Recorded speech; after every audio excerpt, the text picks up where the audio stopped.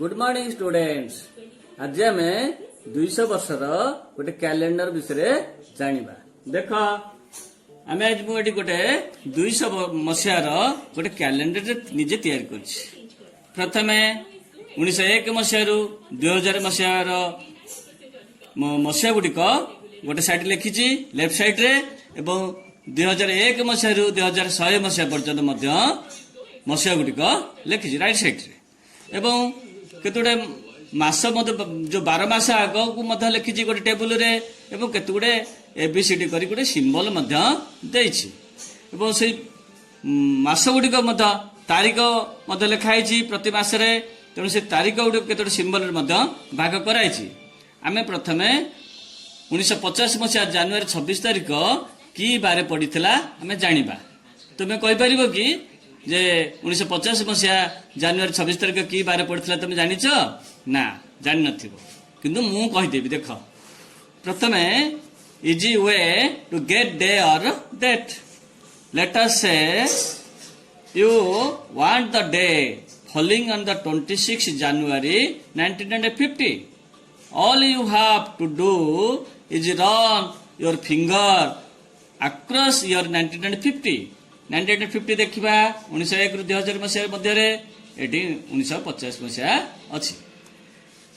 Then under the heading table of year to the month January आम जनवरी मास देखा के table भाग कराई 1950 मसीहा जो सीधा पड़ो जो मास जनवरी मास रोची से को सिंबल अच्छी देख table of the month where we reach a letter G. Now coming table of a letter जी।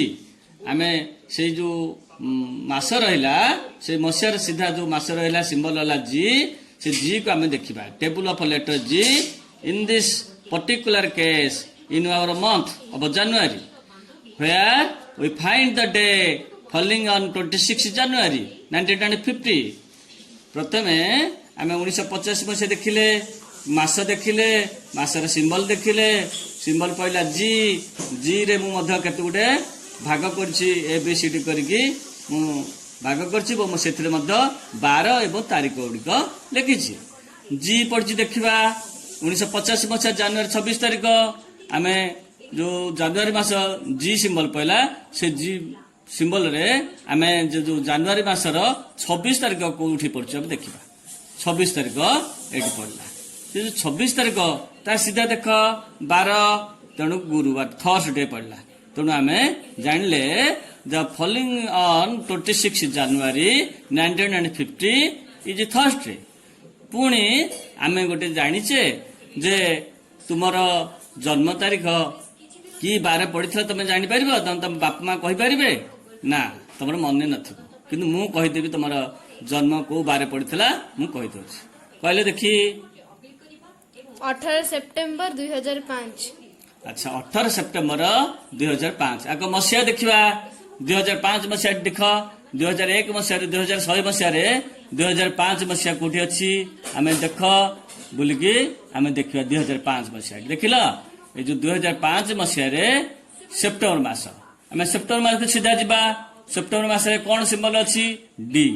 अच्छा डी सिंबल जो सेप्टेम्बर आसला तले जो टेबुल अच्छी आम डी की फॉलो करवा सो डी देखिले 18 तारीख जो 18 तारीख रहा आम से बाहर करवा 18 तारीख टा कौट रहा 18 तारीख देख नाली चिन्ह रहा ता सीधे देख को बार पड़ी संडे तुम्हें जो सेप्टेम्बर 18 तारीख जनवरी जो रहा आमर सेप्टेम्बर मास आमर 2005 मसीहार 18 तारीख रविवार पड़ला तेणु आम तुम्हें जान जे रविवार तुम्हें जन्म हो जान।